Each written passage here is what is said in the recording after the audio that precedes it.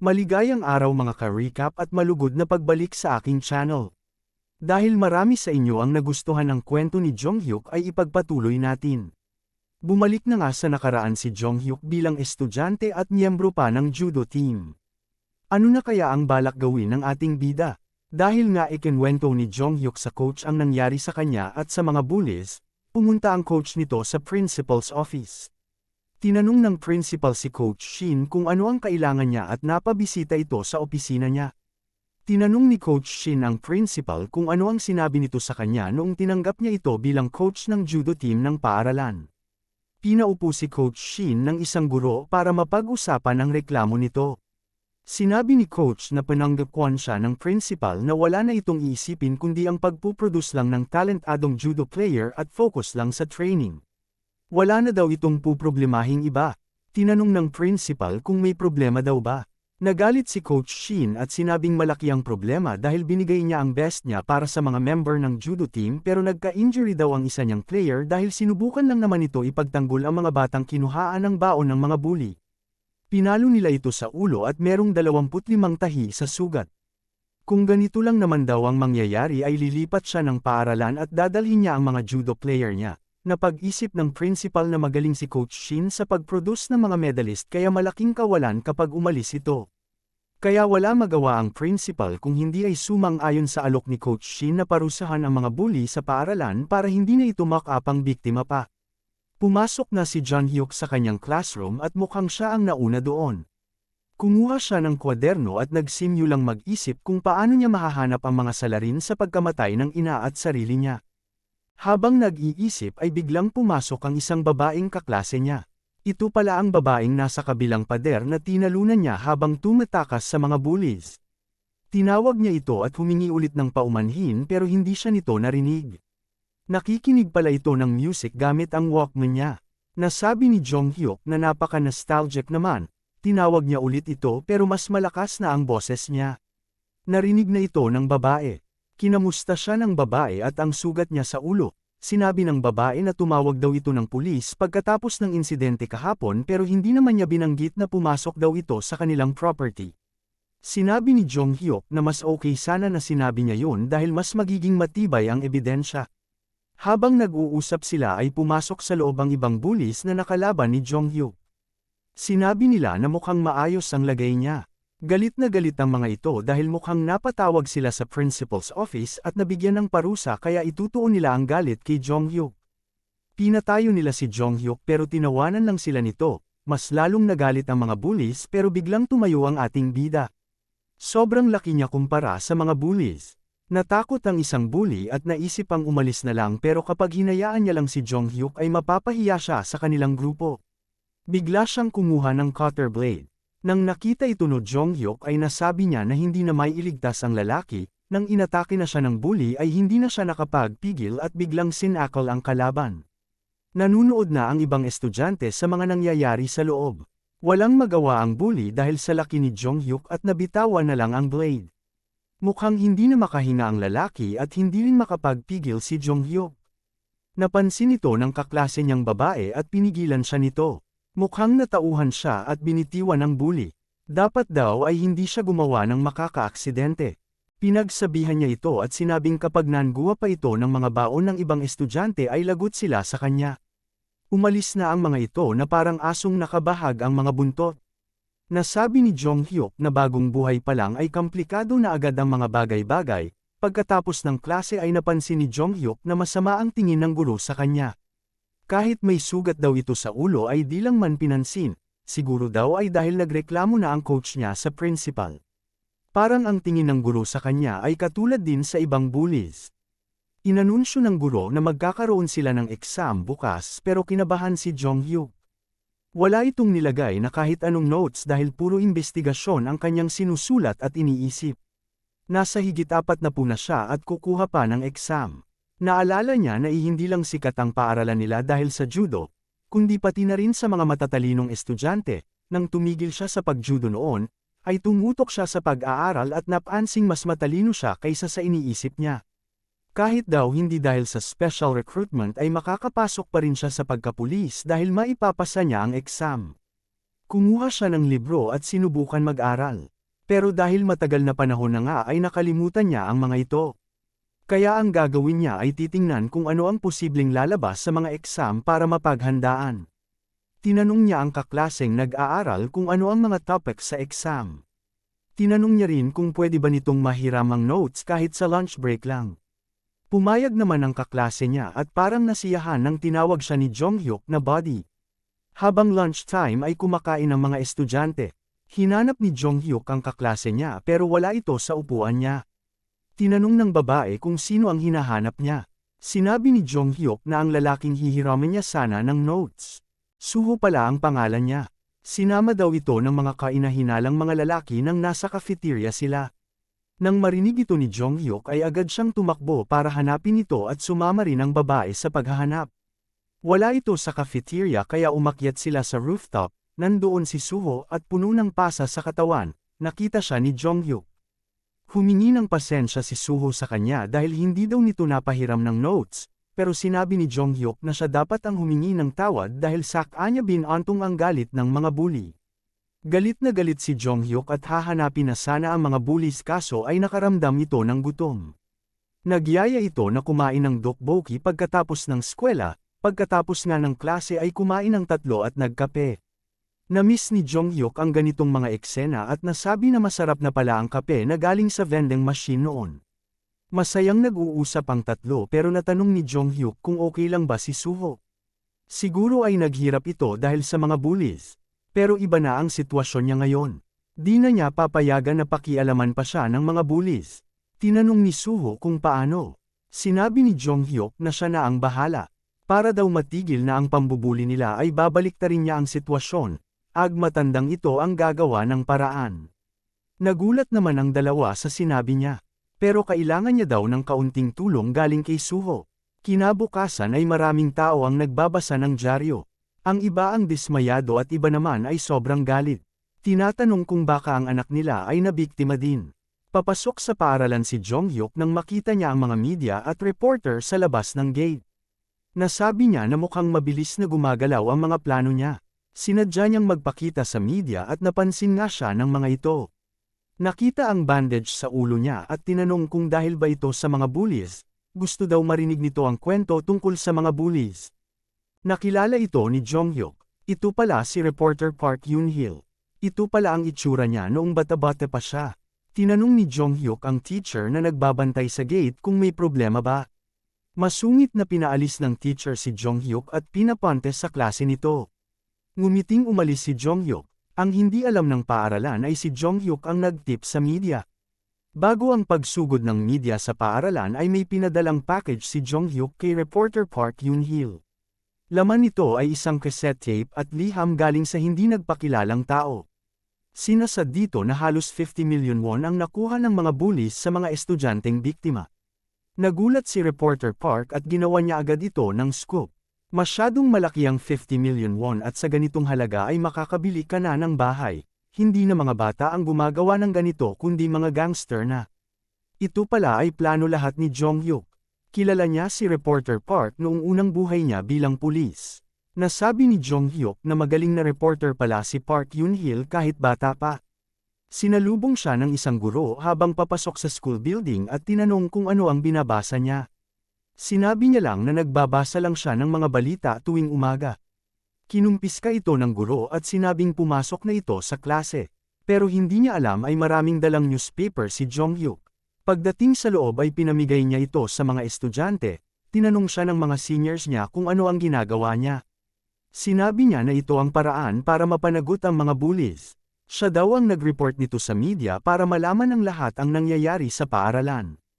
Ayon naman sa mga seniors niya ay nasita na nila ang mga bullies, bakit pa ito patuloy na nambibiktima ng mga estudyanteng walang kalaban-laban? Dapat ay bugbugin na lang ang mga ito. Pero pinigilan ito ni Jonghyuk dahil kapag ginawa daw nila ito ay sasabihin lamang ng mga ito na binugbog sila ng judo team at sila pa ang malalagay sa alanganin. Kaya dapat daw ay ang mga nakakatanda na ang gagawa ng paraan sa malinis at legal na paraan. Sa loob naman ng classroom ay nakita at tinawag ni Suho ang babaeng kaibigan nila ni Jonghyuk, ang pangalan pala nito ay Soyoung. Tinanong ni Suho kung nakita daw ba nito ang article na lumabas sa newspaper. Nakita daw ito ni Soyoung at baka ito na ang plano na sinasabi ni Jonghyuk. Nag-aalala naman si Suho kung masosolba ba nito ang problema ng bullying o baka mas lumala pa ito kapag nakalimutan na. Narinig ito ni Jonghyuk at tinanong sila kung ano ang problema. Tinanong ni Soyoung si Jonghyuk kung okay lang ba na sa media niya lang ito ni-report at hindi sa mga pulis. Sinabi ni Jonghyuk na malalaman din ito ng mga pulis ngayong araw din mismo.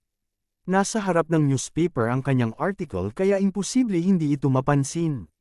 Kapag nagtuloy-tuloy pa ang bullying ay ang happy mismo ng pulis ang masisibak. At may karugtong pa ang plano niya pero sa ngayon ay kailangan daw muna nilang paghandaan ang exam nila. Kahapon pala ay ni-record nila ni Jonghyuk ang salaysay ni Suho. Tungkol sa mga pambubuli sa kanya at sa ibang mga bata. Sa kanya pa lang ay halos 100,000 won ang nakuha. Habang kukuha na ng exam ay napansin ni Jonghyuk na kaunti lang ang mga question sa exam nila. Nalaman niya agad na ito ang paraan para makauwi ang mga estudyante ng maaga at para hindi maabutan ng mga pulis upang questionin. Pinagmamadali pa sila ng guro na tapusin ito. At kailangan lang sumagot ng isang question sa isang parte ng exam. Ang ginawa ni Jonghyuk ay sinagutan niya lahat ito para questionin siya ng guro at tumagal sa classroom. At yun na nga ang nangyari. Sinuportahan din ito ni Soyoung at Suho. Habang nakikipagtalo sa guro ay biglang pinatawag si Jonghyuk sa teacher's office. Ito na ang pagkakataon niya kaya dali-dali itong umalis na.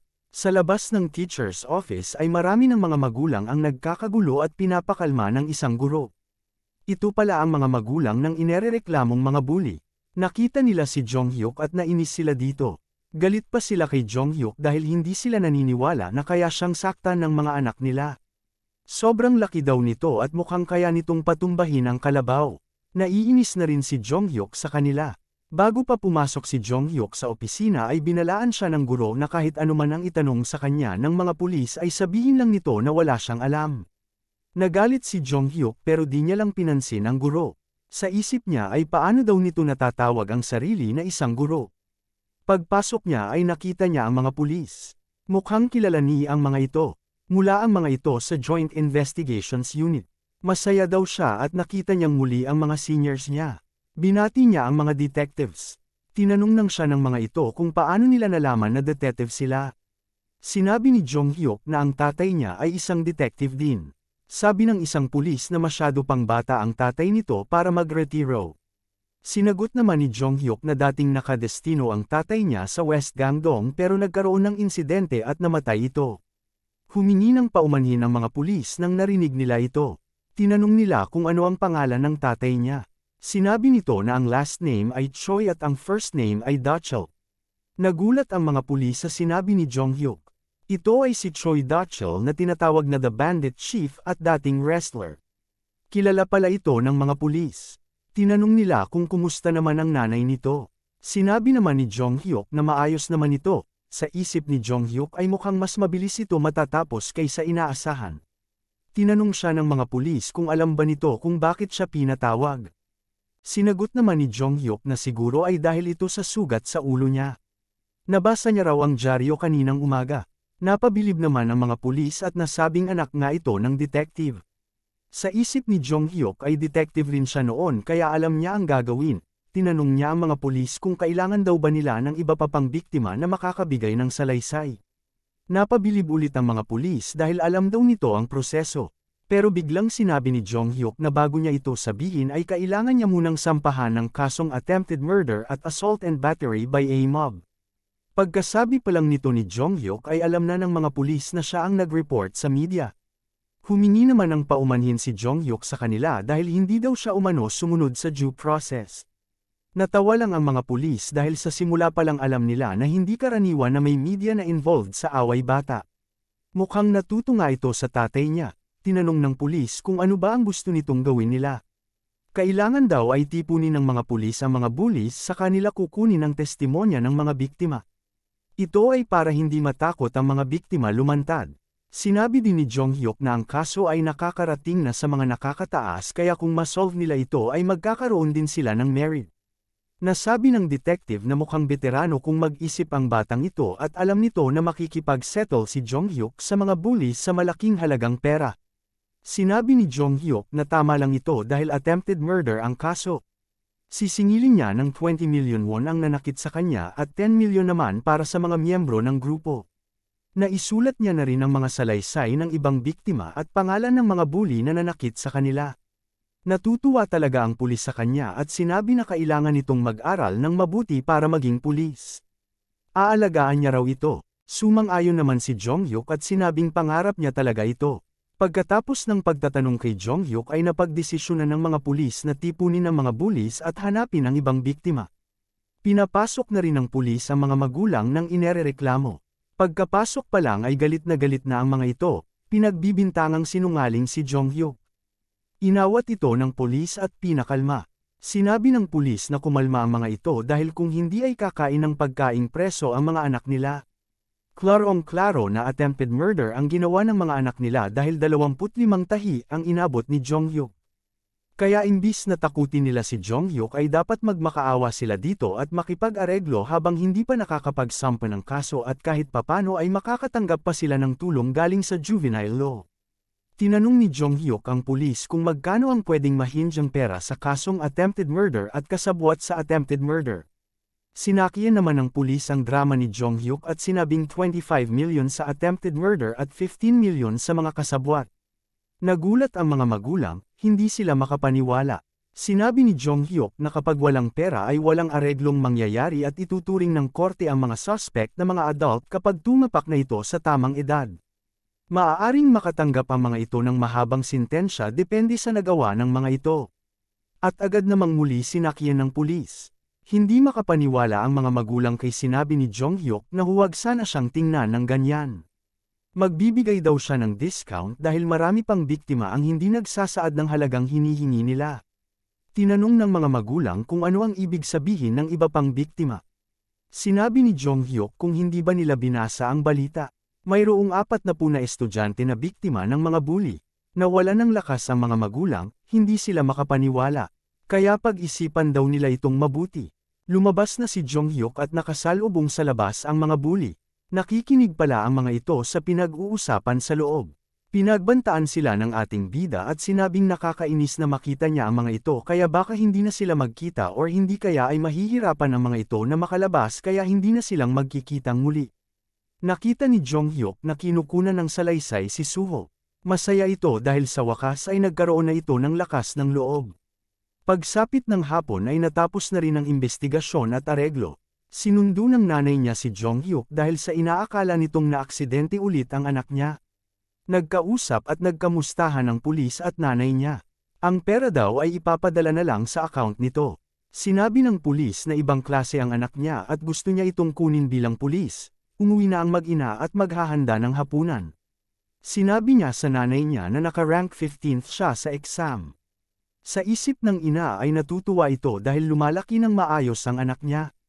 Napapaluha siya dahil sobrang proud siya sa anak niya. Kinaumagan ay nakatanggap ang pulis na si Chief Kim ng tawag mula sa nakakataas. Galing ito sa director. Pinupuri si Chief Kim sa ginawa nitong investigasyon tungkol sa bullying. Niloloko pa ito ng kasama niya na mapopromote na ito at ililipat sa HQ. Sinabi lang ni Chief Kim na bilisan na nila nang masara na ang kaso. Bilib pa rin sila sa taglay na talino ni Jong-hyuk. Matapos ang mga pangyayari na iyon ay mukhang bumalik na sa normal ang buhay ng mga estudyante. Pang-15 sa rank si Jong-hyuk sa April na exam at pang-6 naman sa Mayo. Naging pang-3 din ito ng sumunod na buwan sa kanilang klase. Sa mock final exam naman ay naging pang-25 ito sa buong paaralan. Mukhang mas nagiging sanay na ito sa pag-aaral. Pinayagan na rin ito mag-exercise ng kanyang coach kaya mas lalong na-excite ito. Sinabi ng isang assistant coach kay Coach Shin na mas maiging mag-aral na lang ng mabuti si Jong-hyuk kaysa mag-judo. Naka-rank 25 ito sa buong paaralan at masasayang lang ang talino kung mag-focus ito sa judo. Sinabi naman ni Coach Shin na gusto ng bata ang mag-judo at kaya niya rin pagsabayin ang pag-aaral. Wala silang magagawa sa gusto ng bata. Nagsimula na si Jong-hyuk maghanda para sa judo training niya. Tinitigin niya ng mabuti ang judogi niya. Na-miss niya ang mga panahong ito. Sa isip niya ay may pagkakataon siyang magsimula muli.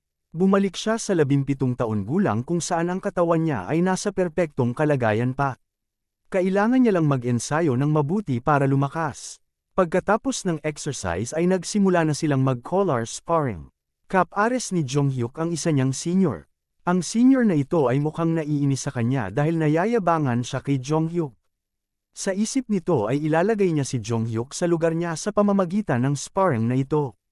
Nagsimula na nga ang sparring at bigla niyang hinawakan ng mahigpit ang collar ni Jonghyuk. Plano niyang shoulder throw si Jonghyuk kahit dapat ay collar sparring lang. Pero pakiramdam ng ating bida ay parang masyadong mabagal ang galaw ng senior niya. Aksidenteng niyang na-counter ito at reaksyon na din ng kanyang katawan kaya hindi matagumpay ang shoulder throw. Bumagsak silang dalawa. Sa ikalawang pagkakataon ay napansin agad ni Jonghyuk na tinatangka talaga siyang itapon ng senior niya kaya hindi daw ito papayag na basta-basta na lang babagsak. Napansin ito ng mga coach at sinabi na parang gustong magpasikat ng senior na ito. Naalala ni Jonghyuk na ang senior na ito ay mananalo sa susunod na mga buwan sa nationals ng bronze medal. Napagtanto niya na kaya pala ng katawan niya ngayon ang level sa nationals. Sa nakaraang buhay niya ay maraming saksak at bagbog ang naabot niya sa mga kriminal kaya para makasabay sa mga ito ay hinasa niya ang kanyang judo skills. Isama mo pa ito sa kanyang laki at liksi ay siguradong kaya niyang makipagsabayan sa mga medalist. At biglang nagulat ang lahat nang na-counter niya ang senior niya. Perfect ang execution. Napabilib niya ang mga coach at ibang kasama sa judo. Ano pa kaya ang maipapakita ni Jonghyuk sa susunod na mga araw? Alamin natin ang iba pang mga exciting na magaganap sa bagong buhay ni Jonghyuk sa susunod na mga kabanata. Maraming salamat sa panunood. Please like our videos and subscribe to our channel. See you soon mga ka-recap.